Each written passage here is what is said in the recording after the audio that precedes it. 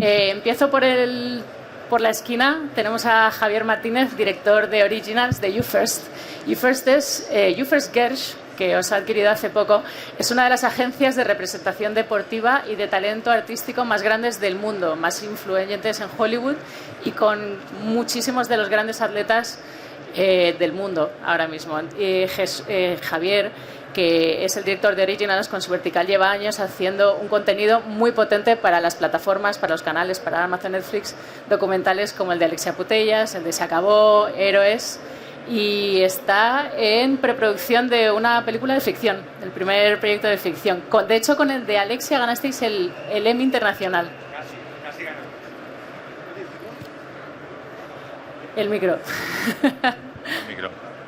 Casi ganamos. Fuimos nominados a un Emmy Internacional y bueno, pues muy contentos. A ver si el próximo ya lo ganamos. El próximo sí. Luego tenemos a Jesús Ullet, productor ejecutivo de Cine 365 Films, y viene a hablar de su primer proyecto deportivo. Es una productora de cine con muchísima trayectoria y pioneras. Ellas solo querían jugar. Se trata de la historia de las primeras jugadoras de fútbol femeninas profesionales. Luego tenemos a Nacho Díaz, director internacional de Z Studios. Nacho, Z Studios es una de las casas productoras más importantes de España, incluso de Iberoamérica, y dentro de 2 días estrenan en Netflix su próxima serie juvenil que se llama Olimpo. Y tenemos aquí a mi lado a las chicas de oro, a Maru Montes, que es la productora ejecutiva con Evaladia Media, de una película que está en desarrollo que se llama Proyecto Inhumano. Y junto a ella está Maribel Martínez de Murgia, que es campeona olímpica de Barcelona 92 con el equipo de hockey femenino de hockey hierba, y la medalla que ganaron, me estuvo contando Maribel el otro día, que es la primera medalla olímpica. ¿Se la has traído? ¡Qué maravilla! La he traído. ¡Ay, qué maravilla! A ver si la encuentro aquí en el bolsillo. Este es el primer oro olímpico por equipos de la historia del olimpismo español. ¡Qué emoción!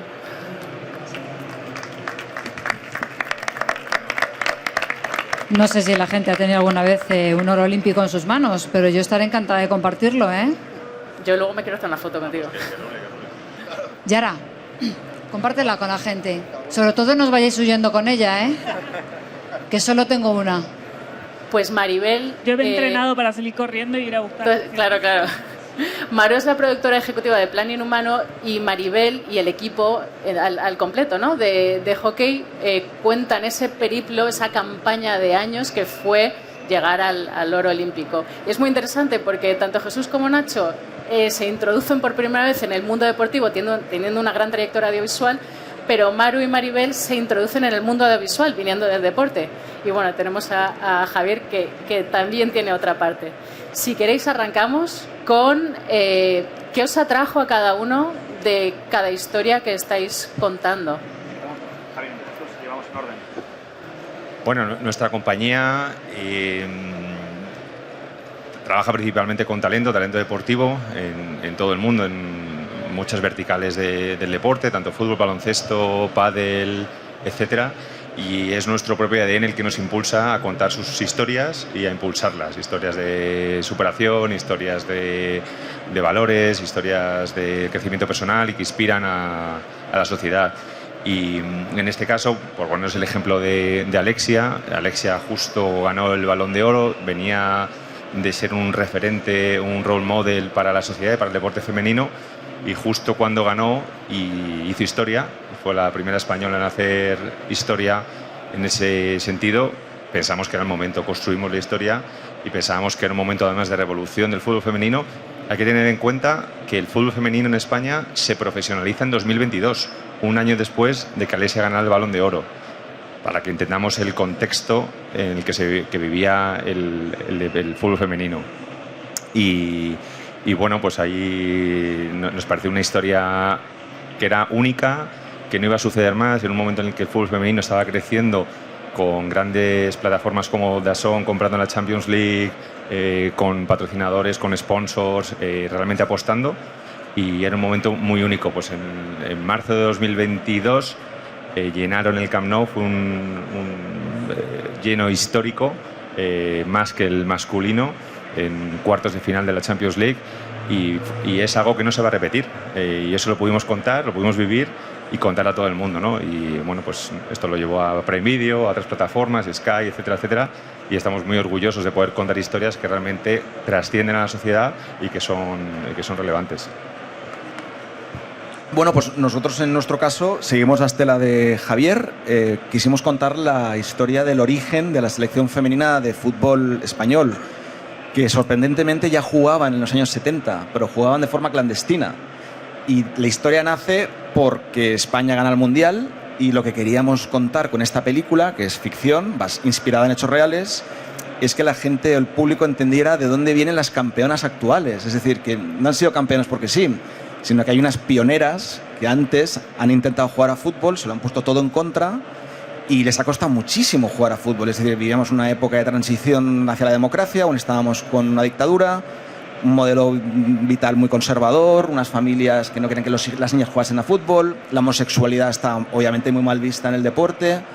Y claro, nos tropezamos literalmente con esta historia a través de una noticia que leemos en el periódico, que Victoria Hernández fue la primera jugadora profesional en España, y por ello le inauguran un polideportivo en Villaverde. Y entonces, claro, ¿quién es esta señora, no? Y jugadora profesional, ¿y quién será? Y entonces ahí tiras del hilo y nos encontramos con esta historia tan bonita de estas chicas que quieren jugar a fútbol en los años 70, que lo consiguen, y hasta el 82 no se federan. Es decir, hasta el 82 la Real Federación Española de Fútbol no las federa o no las reconoce. Entonces juegan de forma clandestina de alguna forma. Y nada, y consideramos que era un proyecto muy familiar para todos los públicos, para que familias vayan con sus hijos, y sobre todo para que las niñas se animen a jugar al fútbol y que entiendan que las campeonas del mundo lo han tenido muy difícil para ganar, pero que ha habido otras señoras, chicas, que han luchado muchísimo para que las campeonas actuales lleguen donde están. Y nos ha parecido una película que la acabamos de rodar, estamos ahora acabando el montaje, y la verdad estamos muy satisfechos porque estamos convencidos de que la historia, como es desconocida, va a interesar mucho y va muy alineado entre el cine y el deporte. Es que no hay mejor vinculación en este caso. Bueno, por nuestra parte la verdad es que posiblemente sea el enfoque más diferente, porque nosotros en Olimpo, que es esta serie que se estrena este viernes en Netflix, no tenemos detrás ni una historia real ni un personaje real. Al final en Olimpo lo que buscamos es contar la historia de todos estos chicos en un centro de alto rendimiento, que nos parecía un universo y un escenario perfecto, ¿no? para contar un montón de temas, un montón de historias, ¿no? Para meternos en un universo de personajes que muchas veces en la realidad solo tienen una visibilidad cada 4 años, cuando vemos los Juegos Olímpicos en la televisión y todo el mundo se queja del deporte español, ¿no? Y todo el mundo tiene soluciones. Y queríamos un poco contar, ¿no? Ir con ellos y imaginarnos, ¿no? Cómo es la vida de todos estos chicos que se preparan, que lo dan todo y que ponen mucho en juego de sus personas, de su vida, para intentar llegar a lo más alto, ¿no? Que ahí está un poco pues el tagline, ¿no? El claim de nuestra serie, ¿no? De hasta dónde estarías dispuesto a llegar por ser un deportista de élite, y es un poco en lo que se basa, ¿no? Y creíamos que como continuidad después de Élite era como el lugar perfecto para hacer una apuesta doble y retarnos tanto a nosotros como llevar, ¿no? un proyecto mucho más complejo y elevado al público. Bueno, en nuestro caso yo creo que realmente la motivación me viene desde muy pequeña, porque me he criado siempre en el deporte y siempre rodeada de historias muy conocidas, como Titanes hicieron historia, luego Los Patos, que eran todas películas que veía y que me encantaban, pero siempre eran de deporte masculino, ¿no? Y yo siempre buscaba, ¿y dónde están las chicas, no? Y desde pequeña también he estado en el deporte, en el fútbol, y luego cuando llegué al hockey me encontré aquí en Madrid hablando de, oye, que contra la que estás jugando, cuando ella era pequeña, me decían, ella es olímpica, ha sido oro olímpico, y esto, ¿por qué no lo sabía antes, no?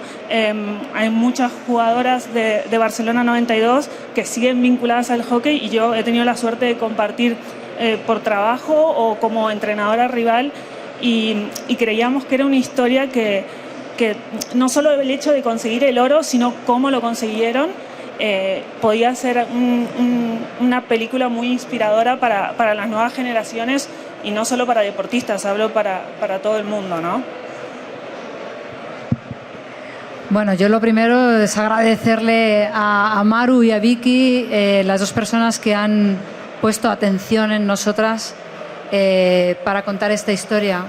Esta historia tiene mucho tiempo ya, son 30 y tantos años, bueno, no tanto como las pioneras, pero tiene ya muchos años, pero el éxito es atemporal y os tengo que agradecer sobre todo vuestro interés por todo esto, ¿no? Tenemos un libro, tenemos conferencias, tenemos un documental y nos faltaba la película, así que ojalá dentro de poco pues vea la luz. Fíjate, Maribel, que estás justo hablando de formatos diferentes, ¿no? El documental y, por ejemplo, Jesús trae una película como tú, como vosotras dos, Nacho trae una serie, Javier se ha especializado en documentales, pero ahora pasa a la película de ficción. ¿Por qué os hace elegir el formato que elegís? ¿Por qué serie o cine? ¿Por qué ficción, no ficción?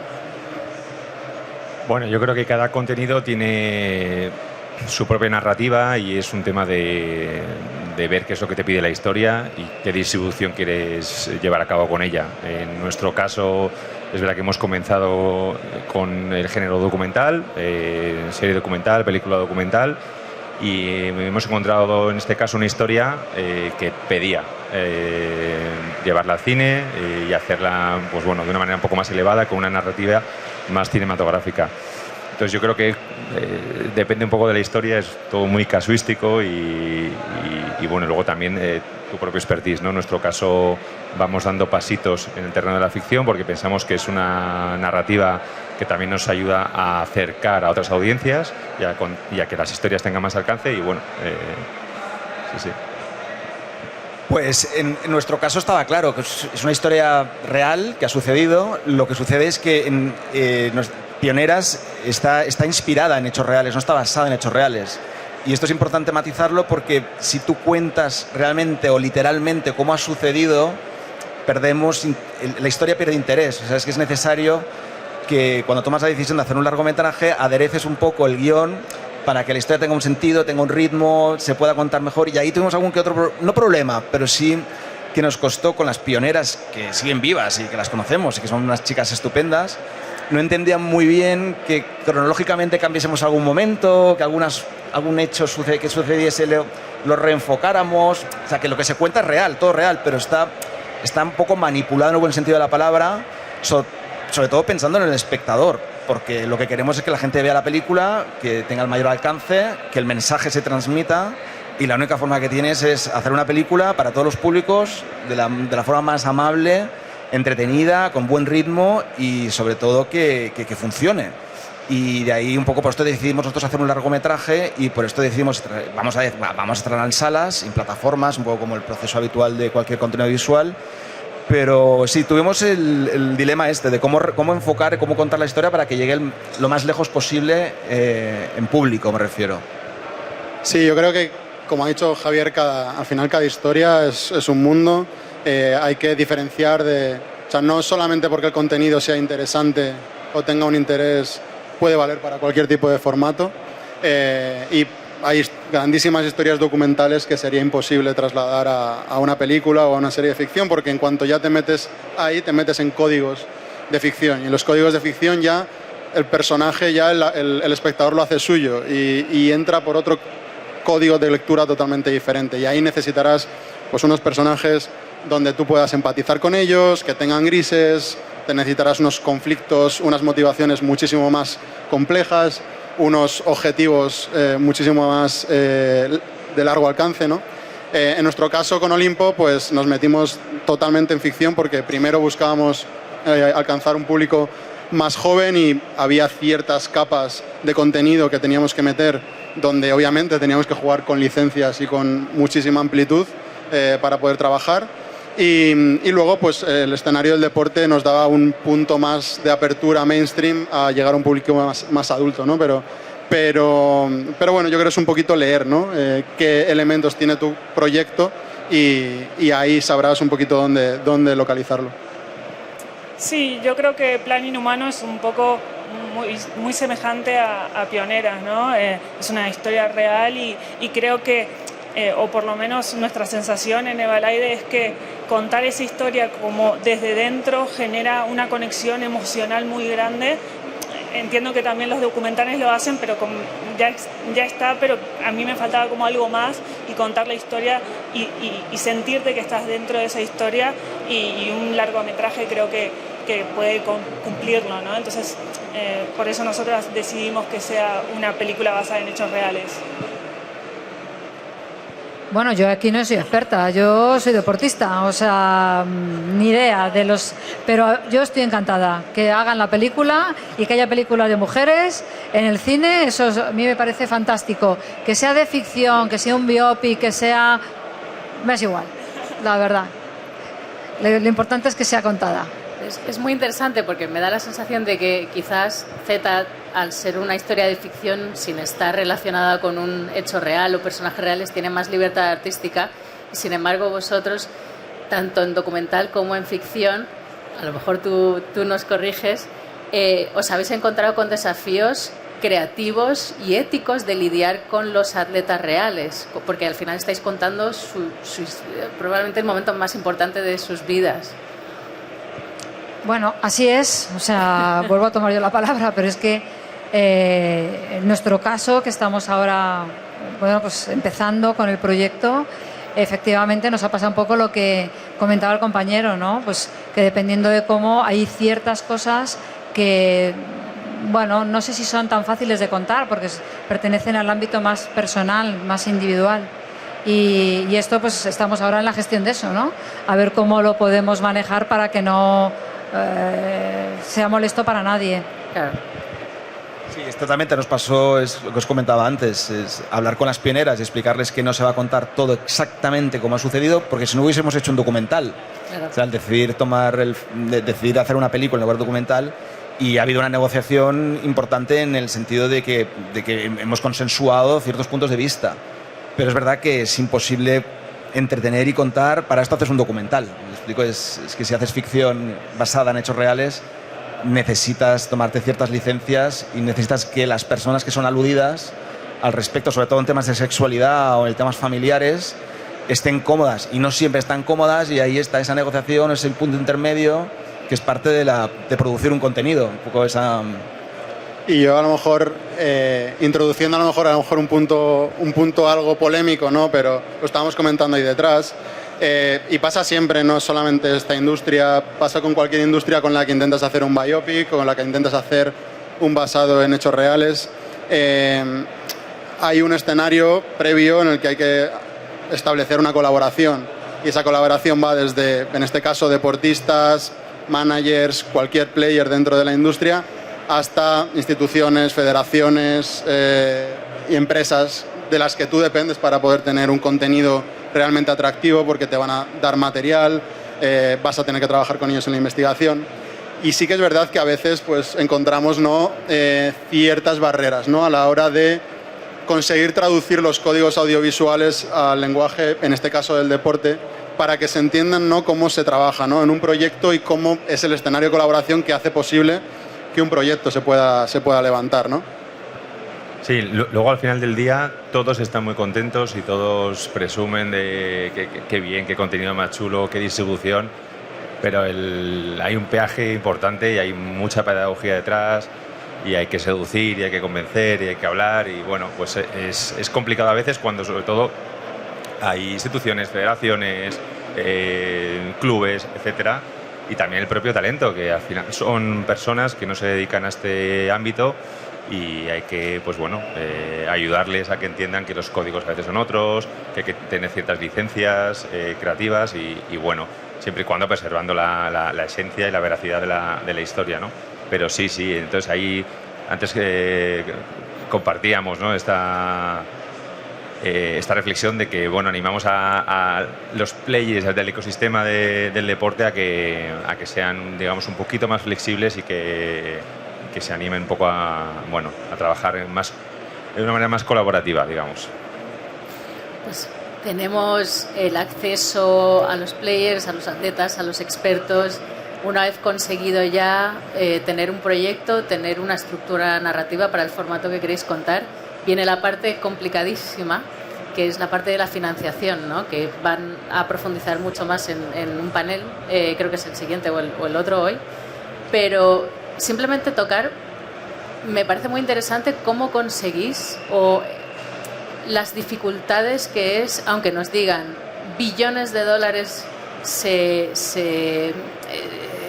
tienen las plataformas y los canales para financiar contenidos deportivos, aunque tengamos esas estadísticas tan apabullantes, realmente es un milagro matemático vender un proyecto. ¿Cómo habéis sido capaces o cómo estáis en ese proceso de financiar vuestros proyectos? Bueno, nosotros todavía estamos en ello, o sea que, como bien hablábamos, ¿no? Es entrar en un mundo desde el deporte a la parte del audiovisual es complicado, pero bueno, yo creo que lo más importante o lo que estamos intentando es rodearnos de gente con ese conocimiento y que nos puedan ayudar, ¿no? Al final, como decíamos, ¿no? Una productora novel, una historia y nada, buscar y trabajar, como digo yo, pico y pala para encontrar esa financiación. Yo creo que ellos tienen mucha más experiencia y nos pueden contar un poco más, ¿no? Bueno, en nuestro caso, en el caso de Pioneras, fue relativamente sencillo financiar lo que es la producción propiamente dicha de la película y el problema que tenemos los productores, que entiendo compartiremos, es que una cosa es producir la película y otra cosa después es que la película se vea. O sea, que tengas dinero para hacerla grande, para invertir en publicidad, para invertir en acciones, etcétera, etcétera. Entonces nosotros, la verdad es que este proyecto ha sido muy bien acogido por Radio Televisión Española, que es la televisión pública, obviamente, que encajaba perfectamente porque fue la televisión que emitió la final del Mundial de Australia, Movistar Plus, que es la casa del fútbol, que es un poco lo como se hacen llamar, que obviamente les encajaba perfectamente. Ministerio de Cultura, por una serie de componentes X que financian o ayudan a que se hagan realidad los proyectos, y después ya queda la segunda parte, que son las segundas ventanas, el patrocinio, la publicidad, la distribución, las ventas internacionales, que ahora justamente estamos en esa fase de hacerlo más grande, porque como estamos acabando la película es cuando realmente conseguimos ese plus de financiación para conseguirlo. Pero insisto, como productores yo creo que coincidimos, lo que nos cuesta más es llegar a la fase de publicidad o de distribución con financiación suficiente para que la gente la vea, porque muchas veces nos ha pasado que haces un contenido estupendo pero después te quedas sin dinero para promocionarlo, ¿me explico? Y en el caso concreto del deporte, al final todos tenemos en la cabeza de referencias, como antes decía Maru, ¿no? Los grandes contenidos, películas, series anglosajonas que han triunfado mucho por esa pátina de lo épico que siempre está en esas grandes historias, ¿no? Y que han sabido vender muy bien al mundo, y en el caso sobre todo de Estados Unidos. Pero nosotros realmente estamos creando aquí un espacio para llevar el deporte a la ficción o como contenido audiovisual que todavía no está probado, que lo estamos un poco construyendo. Entonces realmente tiene mucho de emprendimiento un poco y de ser pioneros también un poco en buscar este espacio, ¿no? Con Olimpo nosotros entendemos que tenemos una audiencia joven, que es por la que nos compra principalmente el proyecto Netflix, pero toda esa parte de deporte queremos un poco enfrentarnos a ello, ¿no? Ver cómo la atrapa, ¿no? El público, y ver si de verdad es algo que es atractivo y que quieren más, ¿no? Bueno, también hay un punto de estar un poco loco. A veces hay que arriesgar, tirar por la calle en medio y empezar a producir sin la garantía total de completar la financiación, ¿no? En nuestro caso con Alexia, pues bueno, teníamos a Prime Video de la mano, donde tenía una serie de territorios y aportaba un capital, pero luego atacamos el ecosistema de las marcas, que nos ayudaron también a completar esa financiación, incentivos fiscales, y esa triada nos permitió completar la financiación. Pero empezamos tirándonos a la piscina. Bueno, es un ámbito complicado, lleva tiempo, pues la película que vamos a rodar en 2026 llevamos 2 años y medio largos para financiarlo, pues porque al final hay instituciones públicas, hay primeras ventanas, hay segundas ventanas, etcétera, etcétera. Entonces, bueno, es un ámbito que requiere emprendimiento, requiere riesgo, y también hay una oportunidad con las marcas de vincularse con el contenido, que además se vinculen directamente con los valores de la historia. En nuestro caso con Alexia, pues bueno, no fue súper fácil, pero fue más fácil porque eran marcas que estaban ya trabajando con la jugadora. Y en ese sentido, pues bueno, yo animo a las marcas, especialmente algunas que están aquí, a que vean el contenido como una gran oportunidad, siempre y cuando, pues bueno, se alineen sus valores, su propósito, porque bueno, es una manera muy interesante de generar comunidad, de llegar a audiencias a las que no llegas y contar historias que además permanecen en el tiempo y que bueno, dejan un legado, ¿no? Sí, entiendo que el hecho de que directamente arranquéis dentro de lo que es el contenido audiovisual, ¿sentís vosotros que al ser contenido deportivo partís con una especie de IP ventajosa? Es decir, una IP que tiene ese punto más de valor, esa historia que encaja más en las líneas editoriales de los commissioners. Bueno, yo puedo decir que son conversaciones con plataformas y con buyers dentro de la industria, donde obviamente es verdad que pasa mucho más en documental que en ficción. En ficción es un poquito más tramposo esto que voy a decir, ¿no? Pero sí que es verdad que pues el poder tener un proyecto de Alexia, ¿no? Y tener su documental, ya simplemente el estreno que vas a hacer, la gente que va a pasar por esa alfombra roja, la mediaticidad que va a tener el proyecto, una plataforma en el momento en el que estamos también en nuestra industria, un poco de incertidumbre, siempre te da ya un público base, ¿no? Luego, eso, obviamente, tiene muchas más capas. Pero sí que hay ahora mismo una tendencia en la industria hacia el contenido deportivo. Lo que pasa es que eso es luego muy amplio, aquí se está enfocando de maneras muy diferentes y sobre todo en la ficción es más incierto. Pero yo sí que creo que cuando tú trabajas, ¿no? con grandes deportistas o con grandes clubes, competiciones, siempre te da, ¿no? un nivel más de mediaticidad de base que hace más atractivo el proyecto, obviamente. Y así un poco como ya para ir cerrando, me gustaría empezar preguntándole a Maribel y luego a todos vosotros, ¿qué os gustaría que después de que vieran vuestra película, cuando se haga, que se hará vuestra peli de ficción, tus documentales, la serie, qué os gustaría que permaneciera en el espectador cuando apague la pantalla o cuando salga de la sala? Bueno, a mí me encantaría que la gente se vaya inspirada con un equipo de mujeres que consiguió algo imposible, que fue aquel oro olímpico con tan solo 500 licencias federadas en todo nuestro país. Me gustaría que además la historia fuese una historia de valores y que inspiráramos en la gente en valores que tienen que ver sobre todo con ganarnos a nosotros mismos.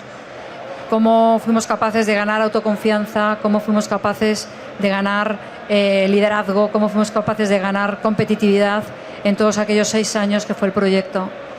Y convertirnos en espejo de una sociedad que nos tenemos que quitar los complejos. Y esta historia nuestra creo que ayuda a todo eso.